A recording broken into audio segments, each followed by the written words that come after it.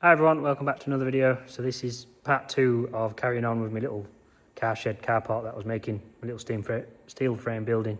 So this morning I was just sorting the concrete out, just doing a bit of concreting, so I'll show you that. So one of my posts is going to go here, where you can see this bit of concrete is snapped off across there, and it's not level, it's sort of sloping down to the wall.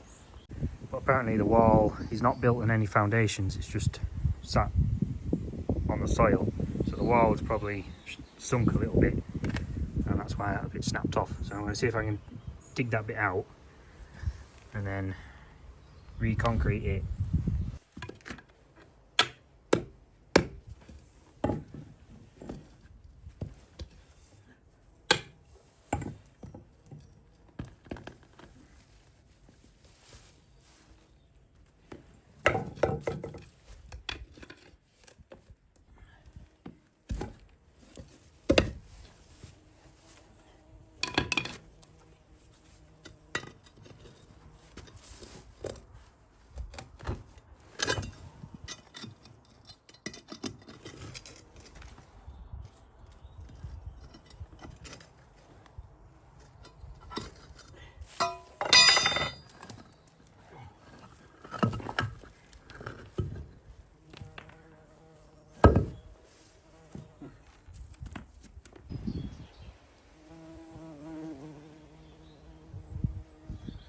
Well, that came out nice and easy, there wasn't much holding that in. See, I'll dig that out a bit, it's a bit deeper. There's some cobbles and stuff in there.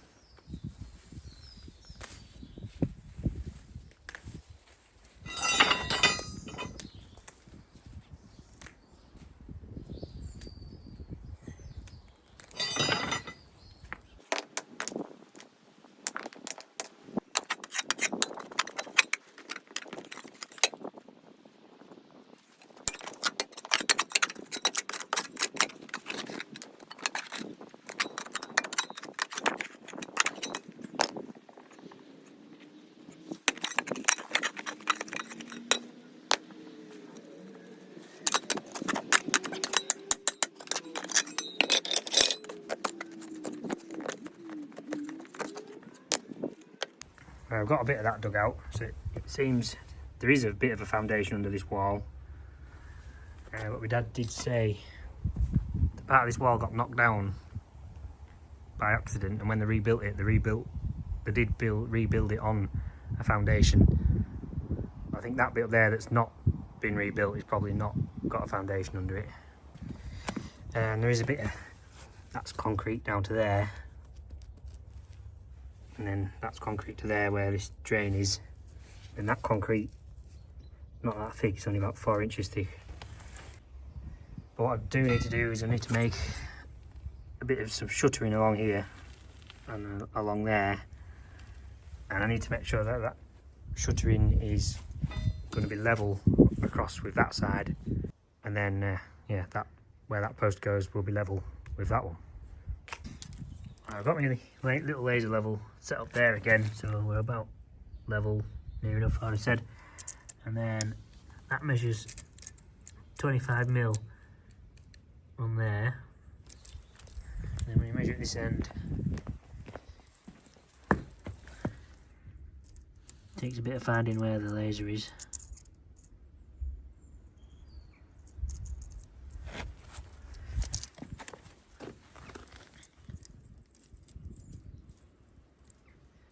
There, I can just see it. You see it's on the 90 mark. So it wants to be 90 minus 25 is 65. So that should mean I want a 65mm shuttering off the top of that concrete. So I've just dug a bit more out of there because there was another bit that had broken off. You can see there, there's no foundations under the wall there, it's just this bit. I found that bit that will go in there, so I just want some bits of wood to go onto that to stop that bit pushing in, and then once that bit fastening in somehow, then that should do for shuttering. Concrete will flow under there and sort of key under that. under there, and it should be alright, I think. Ideally, the whole lot wanted reconcreting because it's cracks all over, and it's sunk a bit over there, but it is what it is for now.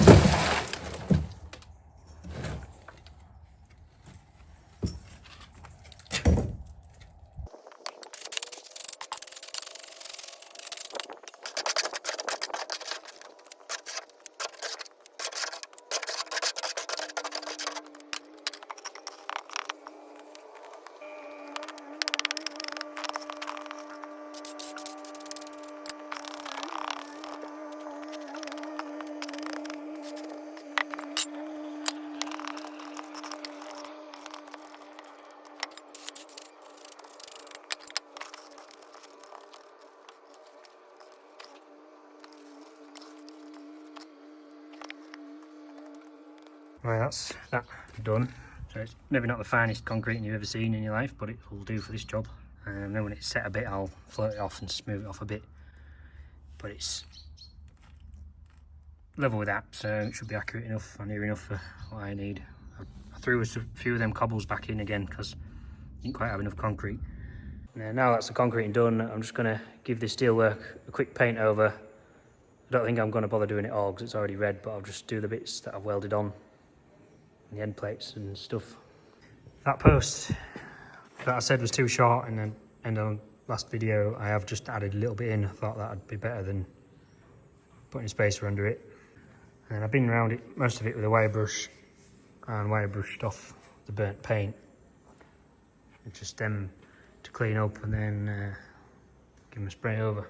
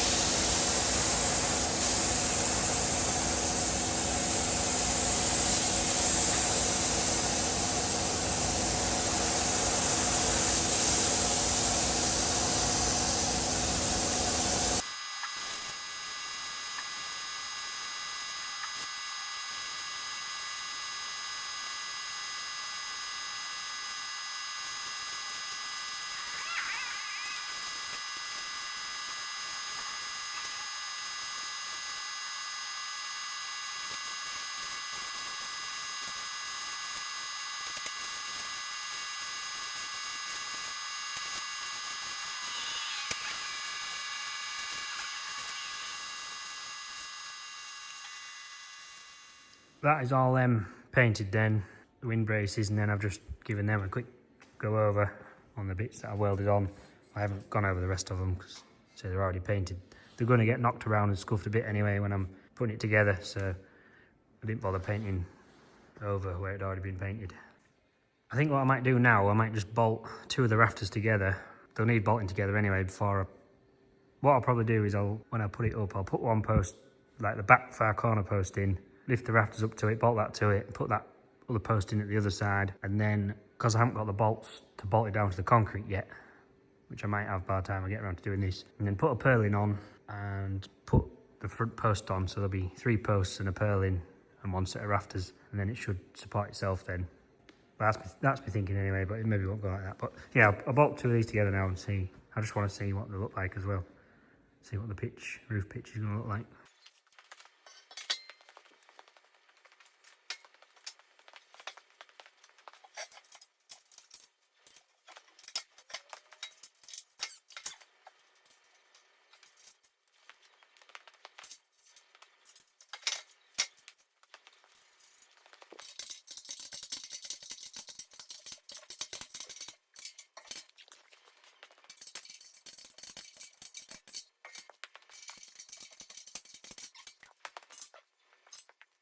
So that's them 2 bolted together, and then I've just measured from there to there.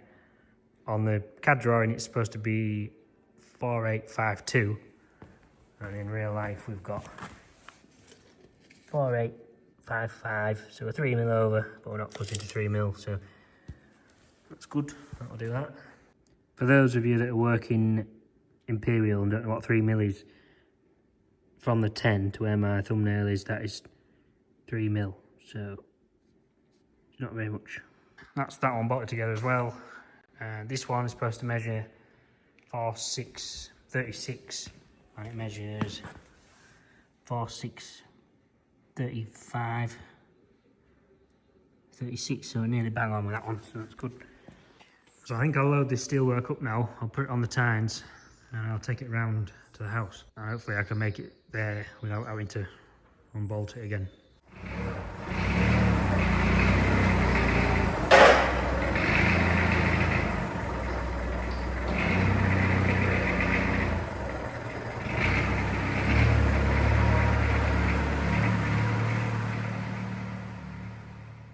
I think what I'm going to try and do, because I'm doing it by myself, I'm going to sit that post in that corner, sit that post there, and then I brought a purlin round, and sit a purlin from one post to the other and clamp them on. Hopefully they'll stand up by themselves, and then I can bring the 2 rafters round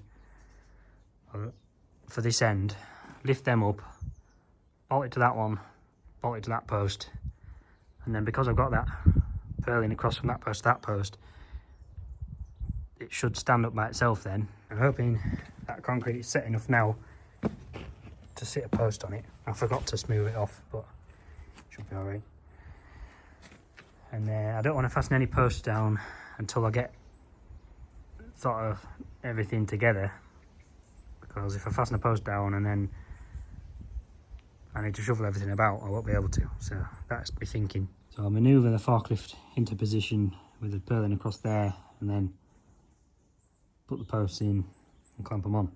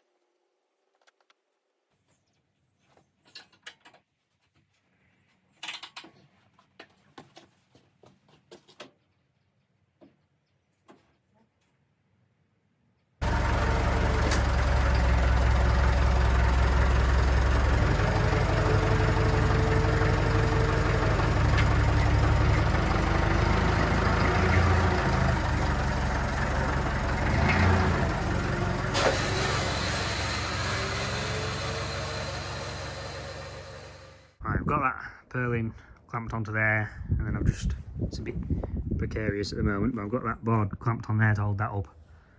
So I'll go and get the other bit of steel now, and then we'll offer that bit up on there and bolt it to that post, bolt it to that post. It should stand up by itself then, and then I can drill through there and bolt that purlin to that post.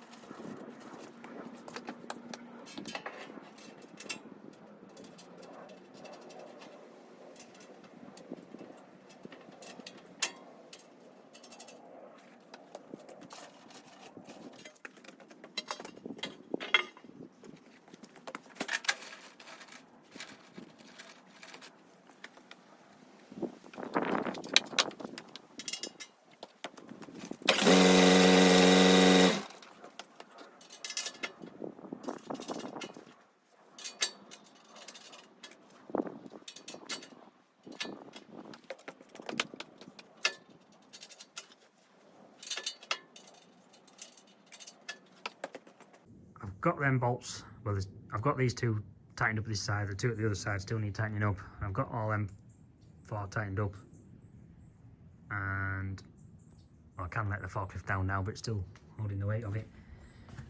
But about right on my measurements, I could go a little bit nearer the gutter in there, like this side. We are right up again there, so that is maximum width I could have had at this end.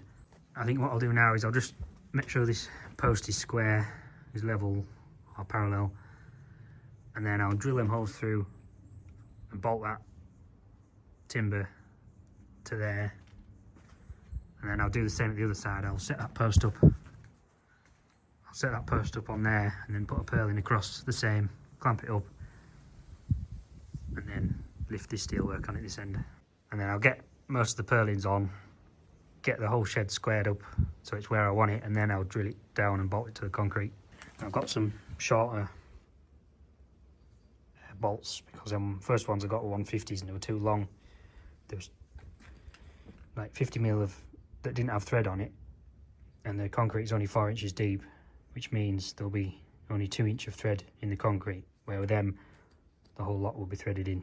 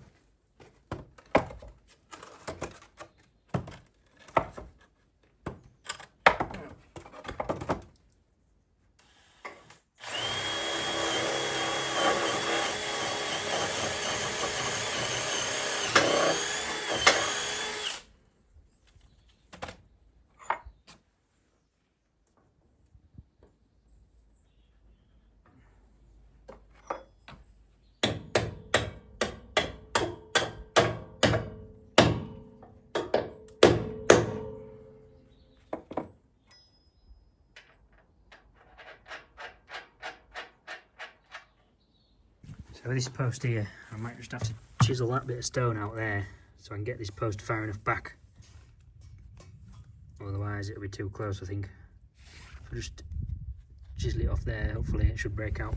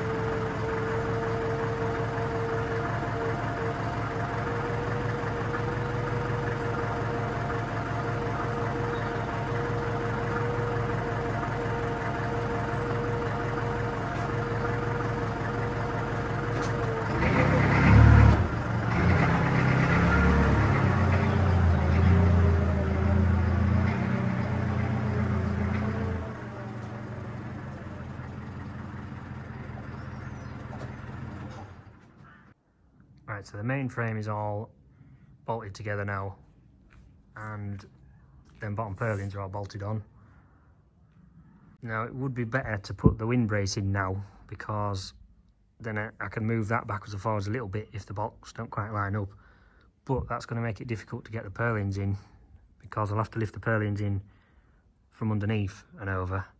But if the windbrace is in from there across to there, it's going to make it awkward. So I think I'll put the purlins on now, and then I'll put the windbraces in last. If I have to alter them, I have to alter them. But I think I'll bring all 4 purlins round at once, because I don't really want to be running over my grass much more.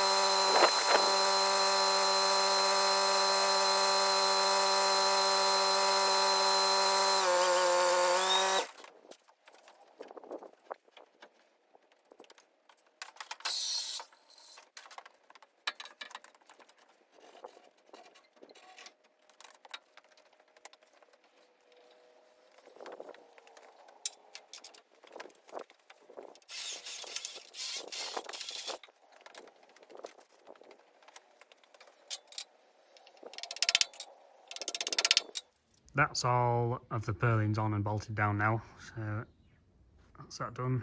Just going to start bolting these posts down now. So I've got this one sort of where I want it, squared up. Can't go much further that way because I don't think I'll be able to get the drill in otherwise.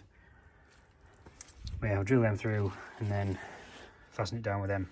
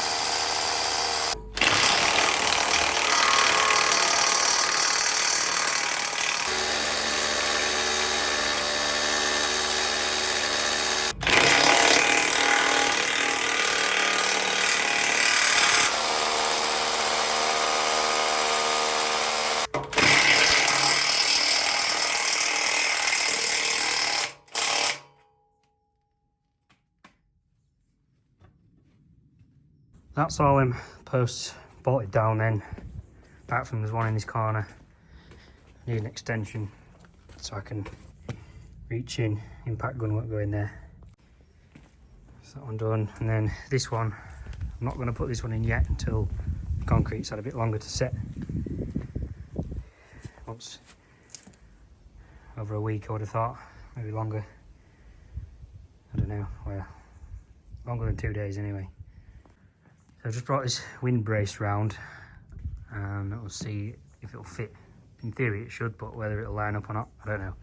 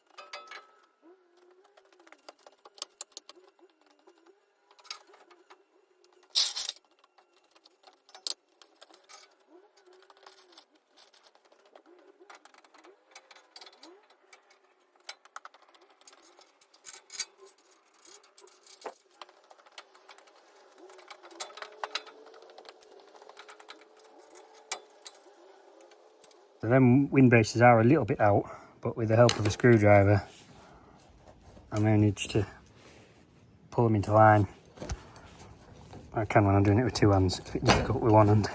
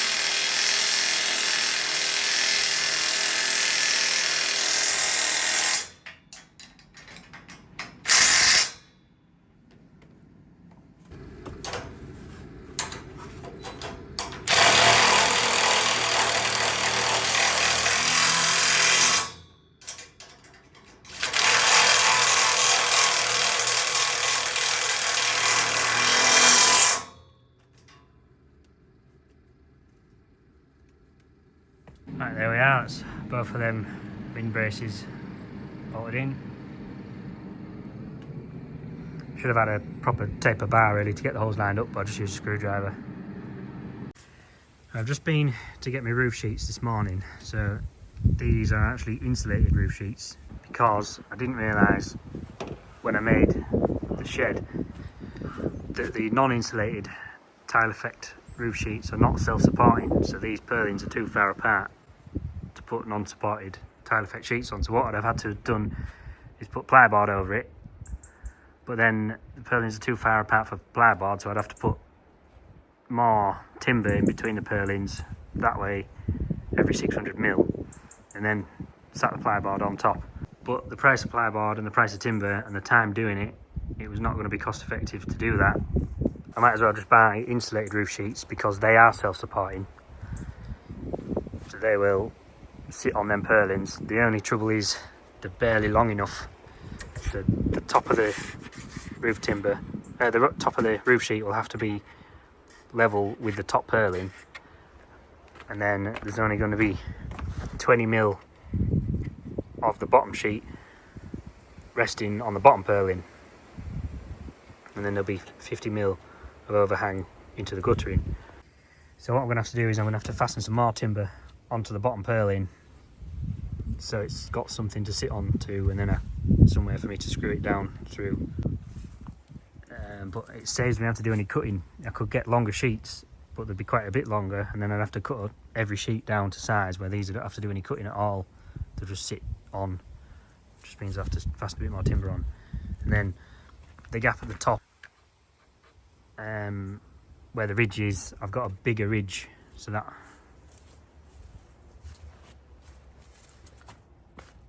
they'll be my top ridge, so they'll cover where the sheets don't. And then I've got an inner ridge, so I'll put the inner ridge on first, and then the roof sheets, and then the top ridge on top, and then I can fill the gap in between with rock wool insulation.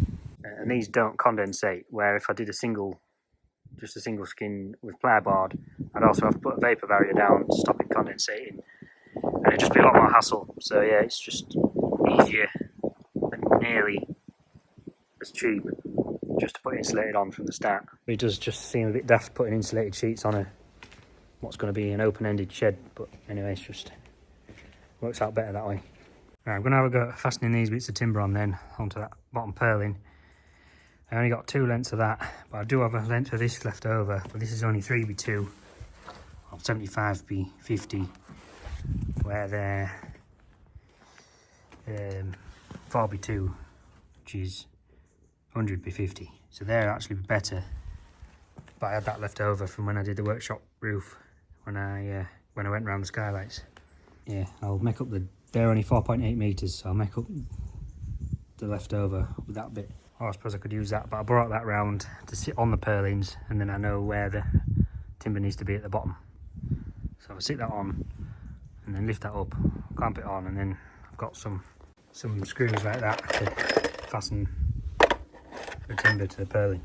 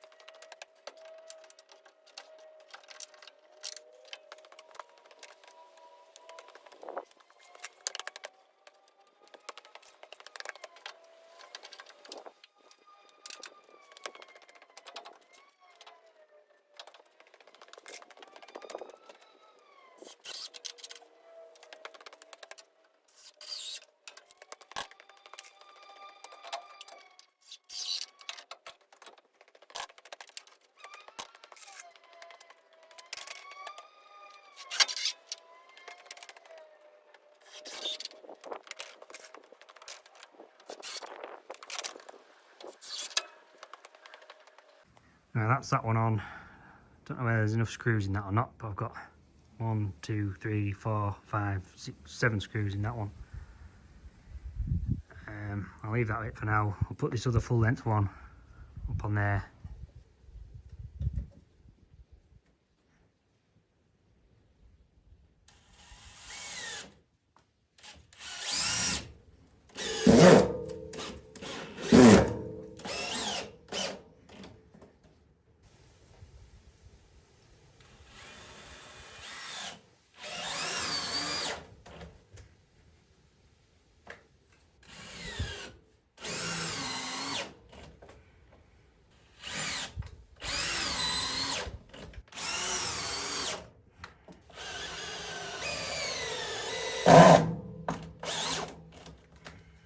That's that one up as well.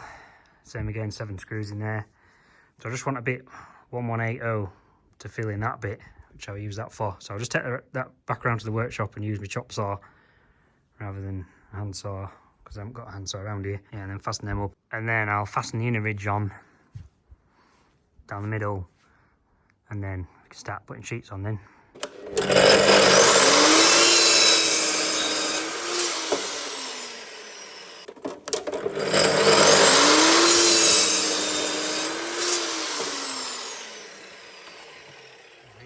Send 2 cut.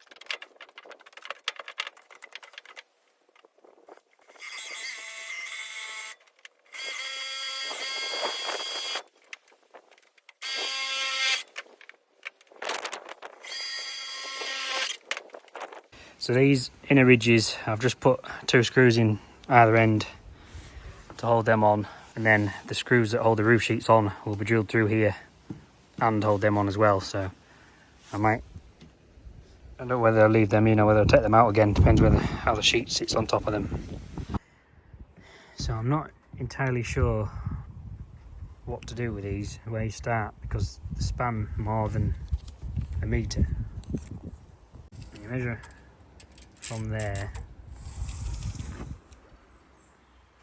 to there, it's either 110, or if you measure to there, it's 108, because that bit overlaps that bit.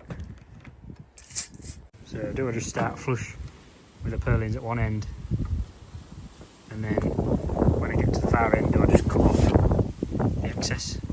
I'm guessing that's must be what you have to do.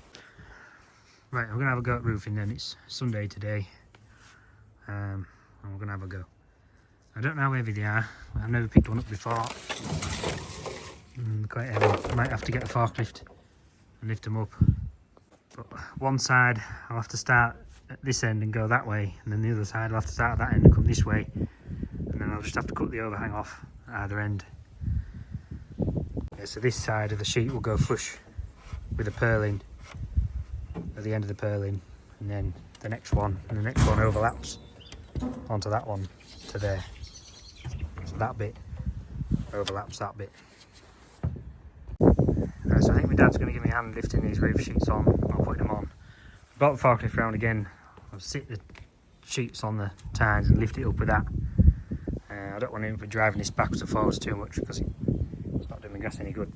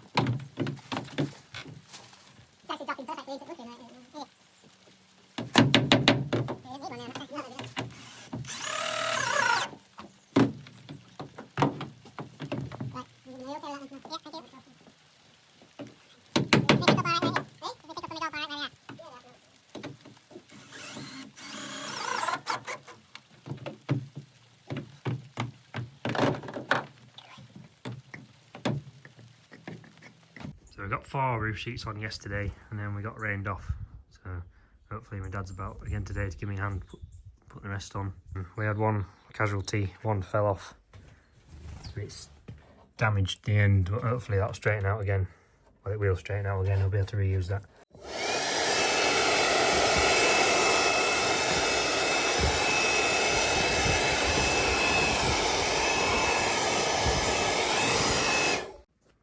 Right, I've just got that other sheet on, so I'm just deciding what to do with this bit now. So there's going to be, obviously there's a gap between the house and the end of the shed. So I was thinking about cutting the sheet longer and having it come past the end, but then how do you seal up the edge of the sheet? So I'm thinking I'll just cut it off the width of there, and then I can put proper like barge boards or flashing whatever down there like it should be to seal that end off.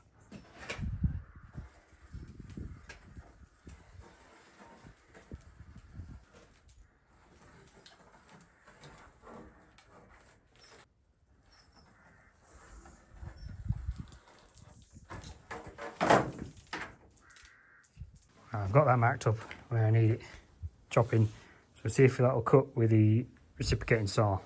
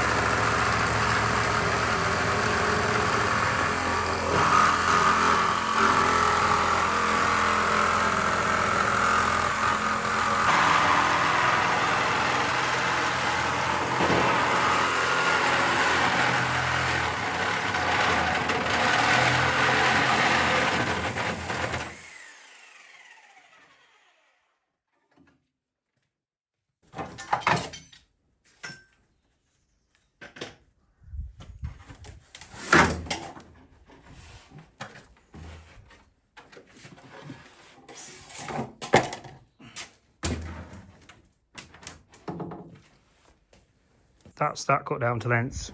It cut pretty well with the reciprocating saw. So I'll lift that up now and then fasten that on that end, and then that's that side done.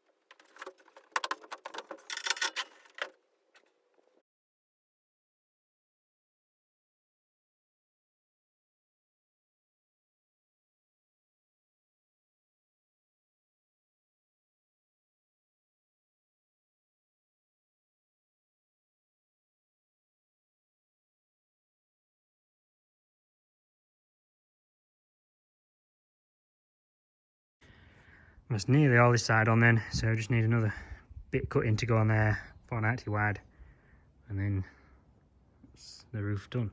So there's all the caps to go on here yet, and then in between the joints where the joint is, I've been putting this like mastic stuff on a roll, sticking it down, and then 3 screws per purlin. And then, well, that far end, there's quite a lot of overhang because it's narrow at that end, so there'll be some to cut off, I think. From here you can see just how out of parallel the wall is.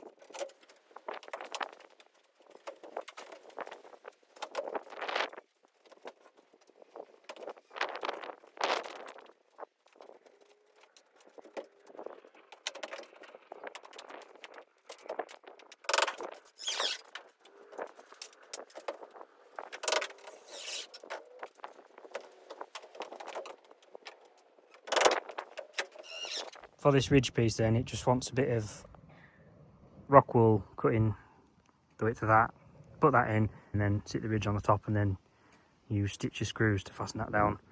There is some foam infills as well to seal it up, same shape as what that is.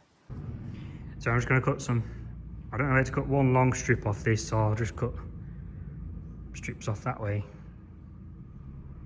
Then that'll fill in the gap. The gearbox out of my BMW. Yeah, I don't know actually. Might actually do them that way, and then I'm not wasting any of the width of it.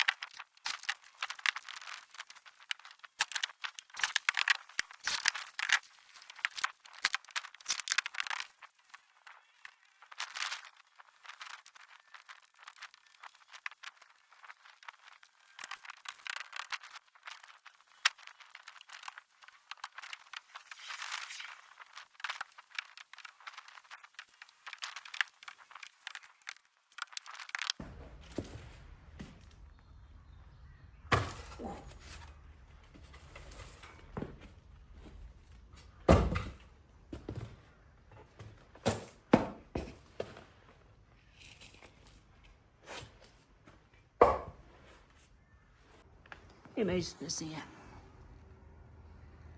Hello.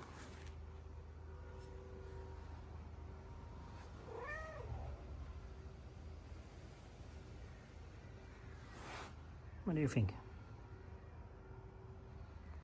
Right, so since I last recorded anything, I have got the ridge put on, got the barge boards put on, put some 9x1 timber over the steelwork, and then got them barge boards on, which look a lot like red oxide. People might find quite amusing. I've also gone down the side, filled the side in with Yorkshire boarding on there, and then across there. I've got that post fastened down onto that new bit of concrete, and then I've also got the guttering put up down that side, which takes the water down to that end, and then I just need to put a downcomer probably just from there down onto that gutter, and then you can use that downcomer down into that drain there. And then at this end I've also done the same there with the timber and the barge board. So at this end here there is quite a lot of overhang over the end of the purlin because this end is narrower than that end. And you look down there, you can see there's not much overhang, and that end there is a lot of overhang. And we're going to cut that off, but I think I'm just going to leave it as it is, and I'll just make some longer gutter brackets at that end. This end will be fastened straight onto there, and that end I'll have to make a stand for it fastened to. And then I'll just put a downcomer down this post and then run that into that drain. And then with these posts I might also clad them over with timber just to make them look a bit nicer rather than just a red post. Yeah, it's pretty much done nearly now. There's a few little jobs to finish off, like that guttering and posts. This wind brace that I made for this side, I might actually not bother with that because all three sides, well, three of the sides are a building, so there's not going to be any wind blowing against it. There's only this end the wind can come through, so I don't think it'll really need that wind brace. And then with this end I might get some perspex and fasten it to the underneath side of there up to the house, and then it covers that bit because obviously it does rain through that gap. I was just thinking as well, in hindsight, what I maybe could have done with this end is put the timber into the web of the steel, and then I wouldn't have had so much there. I'd have maybe had to notch the end of the purlin out to go around the steel because the purlin is deeper than the steel. But if I could have fastened it so the bottom of the purlin was level with the bottom of the steel, but then I wouldn't have been able to do that with that end because I wouldn't have wanted that purlin any lower, so I'd have had to make the steel higher. So yeah, I don't know. So yeah, that is it, nearly finished. It does look a bit agricultural still, but it'd be nice if it was a big oak frame, but it'd have been a lot more expensive. On part one there was a few comments saying it's overkill.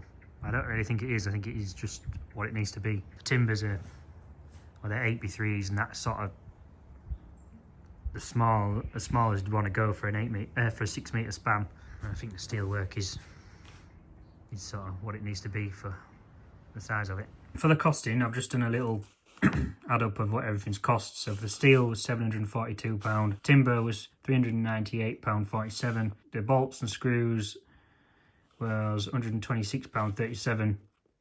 That'll actually be more than that because I forgot to add on the M12 bolts that hold it all together. And then the roof sheets were £1,452 and the guttering was £123.57. So total is £2,842.41. So I haven't taken into consideration the time it's taken me to build it, or to fabricate it and put it up. But because I'm doing it for myself, yeah, I'm not really considering that. It'd probably be about similar to what the materials cost if I did add it up. But yeah, that is it. Once I get the other bits done, I'll keep you updated. The guttering, there's only really the guttering left, but I just need to make some brackets and maybe put some lights in there as well. But yeah, that is it. I hope you've enjoyed this little two-part build. Thanks for watching, and I'll see you next time. Don't forget, if you want a snowball engineering hoodie. Now the weather's starting to come cold. Still got plenty in stock.